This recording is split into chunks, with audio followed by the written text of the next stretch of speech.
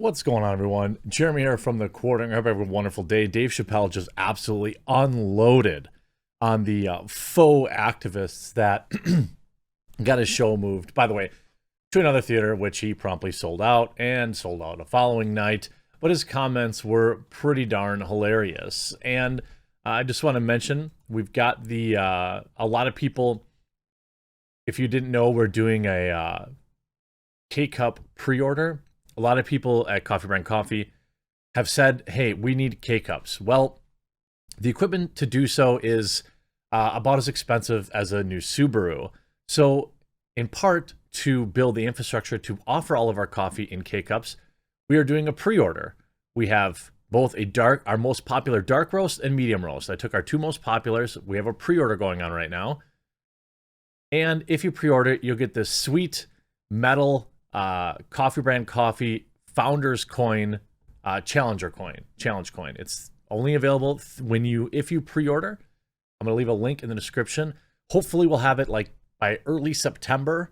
We're getting everything in line right now, so don't hesitate. Help support the channel. Pick up some K-Cups. Of course, if you don't care about K-Cups, we have obviously 6 different coffee blends, cocos, and teas also for you to check out. Exclusive quote: I'd respect them more if there was at least one black person. Dave Chappelle mocks protesters who force him to move Minneapolis show over his, quote, phobia, and the fans absolutely love it.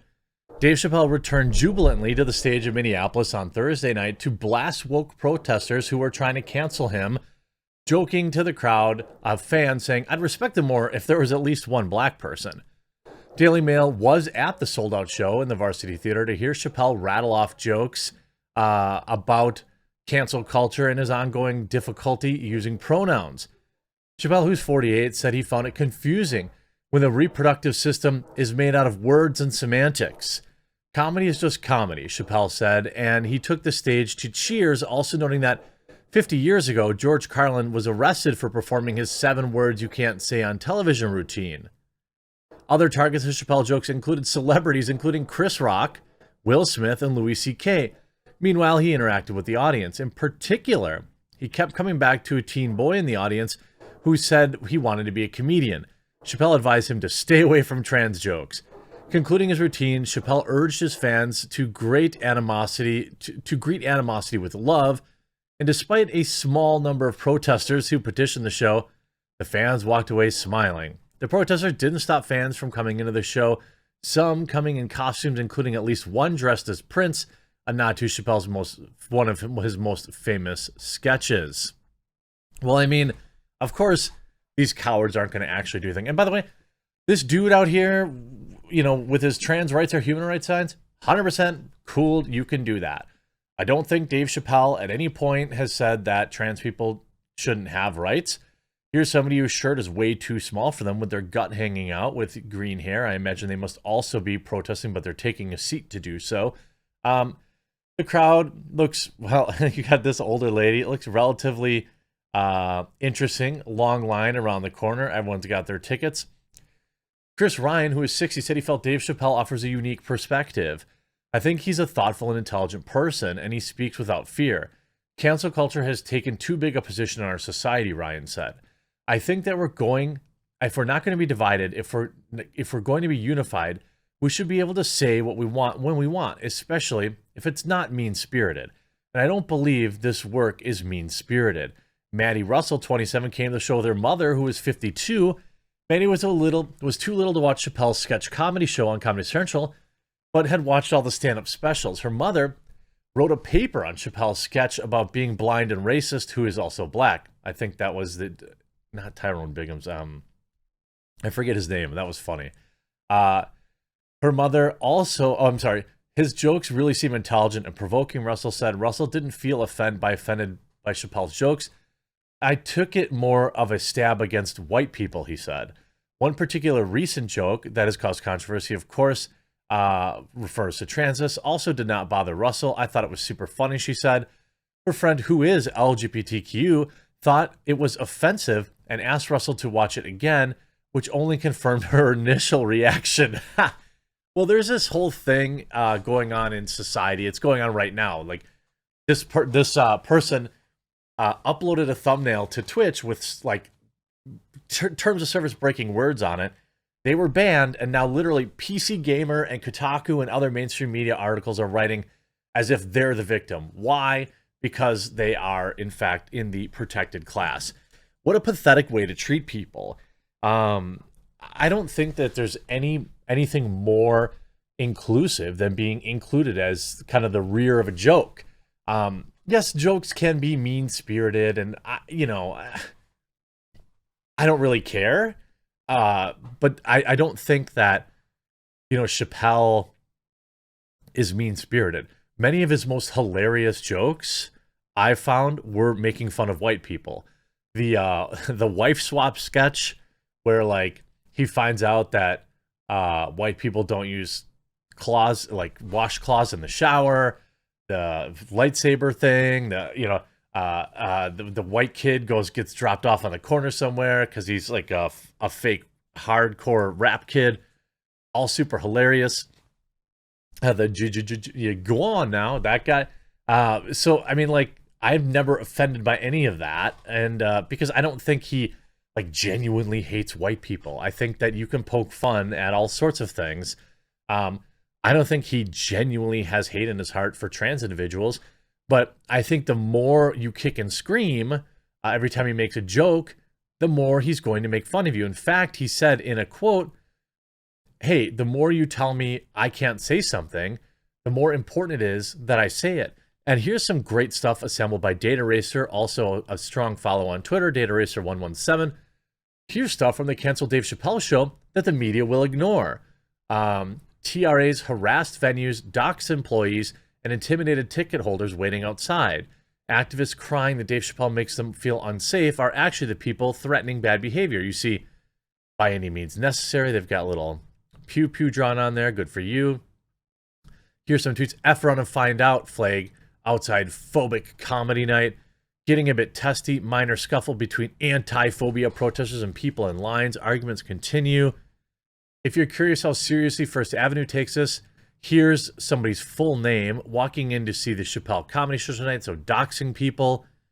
Brave comrades showed up in numbers to confront those who put their money behind transphobia. Varsity Theater plans to host this. If anyone's wondering, the person who brought Chappelle to town is named doxing somebody. He really dislikes the woke mob. He's making Chappelle move to Varsity. He is an ex-Minnesota resident with ties to electronic music scenes, so they're linking their Twitter profiles. Yeah, I mean, isn't it interesting? Here's dozens of at least some veiled and some direct threats at people. You can not like it. You can certainly go on Twitter and say, I don't like Dave Chappelle. I don't think he's funny. I think you shouldn't go see his shows. That's fine. But maybe don't let the guy run your life. Like, maybe don't let the guy live in your head rent-free, and understand that maybe focus your energy somewhere else. Because, again, as I often talk about this kind of thing from like a brand perspective, letting these lunatics represent your brand, in this particular case, it's the trans brand. It seems like the loudest voices are the lunatics. The people who will like fake DMs for attention or issue like threats online or these stuff. Every IRL trans person I've ever met has been super pleasant, just like anyone else. Why aren't these people representing your group? You have people showing up at J.K. Rowling's house acting like psychos. It's not good for the brand. You've got to rein your own people in. You've got to decide, I don't want these lunatics representing me. Where are the trans individuals who are saying it's just a joke? Maybe Blair White's out there saying that, or maybe the Trampa, I forget his name. He's pretty cool. But like, let these people represent you instead of these lunatic soy infused white folks who have never been trans a day in their life, and they're out there rabble-rousing, causing trouble, actively damaging the public perception of what people think of you. Comedians defend Chappelle in the wake of canceled Minnesota show. Nobody should be censored. The comedy world stood up in defense of comedian Dave Chappelle after his show in Minneapolis was canceled. Comedian Flame Monroe, who is trans, told Fox News Digital that freedom of speech is paramount when it comes to protecting the safest places on earth, the stage. When I grow up, I want to be just like him, because guess what? The show must go on, Monroe said. I don't want to be censored as a comedian. I say some ridiculous things on stage. That's hilarious. That may make you think, but what it does is it teaches you that I'm also a human being. Monroe insisted the venue had their priorities mixed up when they bowed to pressure to cancel the show. It's not about race or color or size or gender. It's about money. You don't want to make money, Monroe said, adding that comedians don't want to spew anger and hate and bitterness. They want to make people laugh. Laugh Factory owner Jamie Masada told Fox News Digital that the comic stage is a sanctuary, that we have to protect the First Amendment. We cannot dilute it. We have to be able to laugh at ourselves. The venue already knew, she said. It's not like they released something after they booked him. This is already on Netflix. It was already accessible to the public, and canceling the show last minute like that is pretty unacceptable to me. There's a whole bunch more comedians coming out and saying, like, it's stupid. Look, everybody's fair game when it comes to comedy, and you're not special. You're not a special little snowflake. That's what, I mean, how a lot of these people seem to want to be treated, that you can't make jokes at their expense, but everyone else is okay. Everyone else you can make fun of, but not them. Why? I don't know. And to be honest, comedians are always going to go after the protected class. And when you're those that are viewed as elite or untouchable.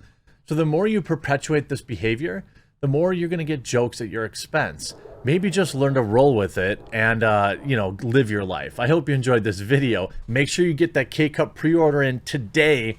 Make sure you get on the list. We're going to cut it off here soon, at least the Founders coins, because we've got to get them minted. I hope you enjoyed this video. We'll talk to you again real soon.